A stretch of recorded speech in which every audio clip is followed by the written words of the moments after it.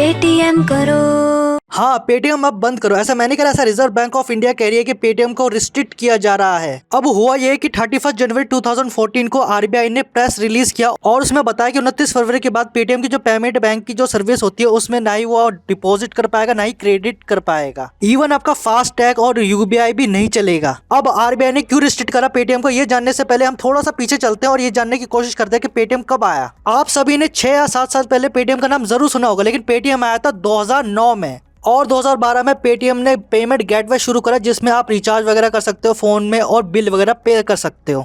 फिर 2014 में payment wallet system आ गया जिसमें वॉलेट टू वॉलेट जो है किसी को भी ट्रांसफर कर सकते थे मनी वगैरह। फिर उस बाद में 2015 में जो क्यूआर कोड आ गया, फिर बहुत ही इजी हो गया था दुकानदार के। और पेटीएम ऊपर तब चढ़ा जब 2016 में डीमोनेटाइजेशन हो गया था और सरकार ने ये कहा था पेटीएम करो। बिल्कुल। फिर बाद में पेटीएम पूरा एक बैंक बन गया और वो इंटरनेशनल डेबिट कार्ड देने लग गया कस्टमर को, यहाँ तक कि कस्टमर को लोन भी देने लग गया। तो ऑल इन वन बन गया था पेटीएम। अब पेटीएम की एक पेरेंट कंपनी है जिसका नाम है 197 कम्युनिकेशन लिमिटेड। इसके अंदर भी एक और कंपनी आती है पेटीएम पेमेंट बैंक लिमिटेड जिसको बोला जाता है PPBL। इस पेटीएम पेमेंट बैंक लिमिटेड के अंदर कुछ ऐसी सर्विस आती है जो आपको अफेक्ट कर सकती है, जैसे कि उसका वॉलेट आता है और इस वॉलेट सिस्टम में पहले विदाउट लाइसेंसिंग जो है सर्विस देता था, लेकिन जब से रेगुलेशन आए नए रेगुलेशन आए तब से वो जो है इसको PPL में डाल दिया, यानी कि पेटीएम पेमेंट बैंक में डाल दिया इसको। और अगर आपने सेविंग करंट अकाउंट खुला रखा है पेटीएम बैंक में तो ये भी चीज़ आपकी अफेक्ट होगी। अगर आपने फास्टैग लगा रखा है अपनी कार में पेटीएम बैंक का तो ये नहीं चलेगा। अगर यूबीआई की बात करें तो यूबीआई आप किसी भी बैंक से ट्रांजैक्शन कर सकते हो, उसमें कोई वो नहीं है। लेकिन अगर यूबीआई इसका पेटीएम @ करके पेटीएम करके पेटीएम बैंक करके तो ये चीज़ जो है सर्विस बंद हो जाएगी। और एक और बात आप समझ लीजिए, पेटीएम की जो एसोसिएशन कंपनी है पेटीएम पेमेंट बैंक लिमिटेड, इसको आरबीआई ने रिस्ट्रिक्ट कर रखा है, इसकी सर्विस को रिस्ट्रिक्ट कर रखा है, ना कि इनकी जो मेन ब्रांच है 197 कम्युनिकेशन लिमिटेड, इसको अफेक्ट कुछ भी नहीं किया है। अब कहानी क्या है ये मैं आपको बताता हूँ। 31 जनवरी 2014 को शाम को 5 बजे के आसपास आरबीआई ट्विटर एक्स पे ट्वीट करता है और एक्शन लेते हुए ये कहता है कि पेटीएम ने बैंकिंग रेगुलेशन एक्ट 1949 का वायलेशन किया है। हालांकि पेटीएम ने 22 दिसंबर 2018 से केवाईसी रूल्स का वायलेशन करना शुरू कर दिया था। आरबीआई ने यह भी बताया कि पेटीएम बैंक का जो नेट वर्थ है और उसका जो एंड ऑफ द डेट का एक अमाउंट होता है उसको वो मेंटेन करने में असमर्थ रहे और पेटीएम ने इस चीज़ की क्लैरिफिकेशन नहीं दी। 2 साल बीत गए, 2021 आ गया, फिर सही में आरबीआई ने यह पाया कि ये सचमुच में केवाईसी का वायलेशन कर रहे हैं। और आप सभी को ये समझ लेना चाहिए कि केवाईसी मैंडेटरी है हर बैंक में। अगर केवाईसी नहीं होगी तो कैसे पता चलेगा कि उसका ओनर कौन है?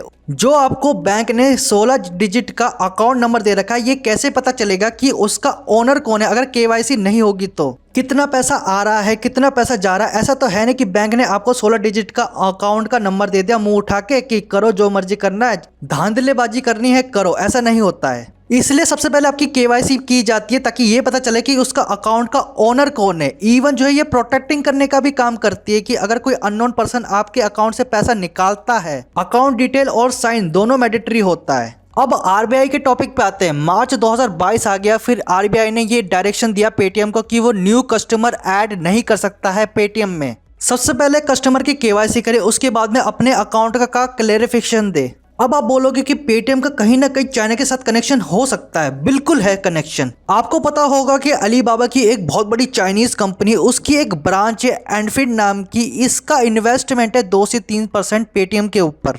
इवन कुछ चाइना बेस्ड एंटिटीज है, इसका भी इनडायरेक्टली शेयर होल्डर है। आपको मालूम होना चाहिए कि चाइना अगर डायरेक्टली बिजनेस नहीं कर रहा है इंडिया में तो वो इनडायरेक्टली जो है वो कंपनीज के ऊपर जो है पैसा लगा रहा है, इन्वेस्टमेंट कर रहा है इंडियन कंपनीज के ऊपर। किस तरह से डेटा आ रहा है, किस तरह से डेटा जा रहा है, कहां से पैसे आ रहे हैं, कहां से पैसे जा रहे हैं, इस तरह से कोई भी क्लेरिफिकेशन नहीं थी पेटीएम की तरफ से। आरबीआई ने यह आरोप लगाया कि डेटा स्टोरेज वॉयलेशन कर रहा है। इवन आरबीआई ने एक ऑडिट पास किया और वहां पर वो साइबर सिक्योरिटी फ्रेमवर्क रूल्स का वायलेशन करते हुए पाए गए। ये नहीं बता पा रहे थे कि जो भी पे आउट हुआ, ट्रांजैक्शन हुई, उसका ओनर कौन है। इवन ओनर को आइडेंटिफाई करने में फेल हो गए, यहाँ तक कि ये एसएमएस को भी डिले कर रहे थे। फिर बाद में आरबीआई की सनक गई। आरबीआई ने कहा तेरा तो गेम बजाना पड़े। आरबीआई ने पेटीएम पेमेंट बैंक के ऊपर 5.39 करोड़ की पेनल्टी लगा दी कि ले अब केवाईसी नहीं करवा रहा था, साइबर सिक्योरिटी रूल्स का वायलेशन कर रहा था, यहाँ तक कि आरबीआई की गाइडलाइंस, उसकी डायरेक्शन को फॉलो नहीं कर रहा था। आरबीआई को ऐसा लगने लगा कि मनी लॉन्ड्री से रिलेटेड कुछ ना कुछ कांड तो जरूर कर रहा है, चाइना के साथ मिलकर कुछ ना कुछ तो जरूर खिचड़ी पका रहा है। इसलिए आरबीआई की नजरों में पेटीएम आ गया था और आज नहीं तो कल उसकी लंका तो लगनी ही थी। और ये पहली बार नहीं है कि आरबीआई ने 2013 में पेनल्टी लगाई है, इससे पहले भी एक बार पेनल्टी लग चुकी है पेटीएम पर, और वो लगी थी अक्टूबर 2021 में 1 करोड़ रुपए की पेनल्टी।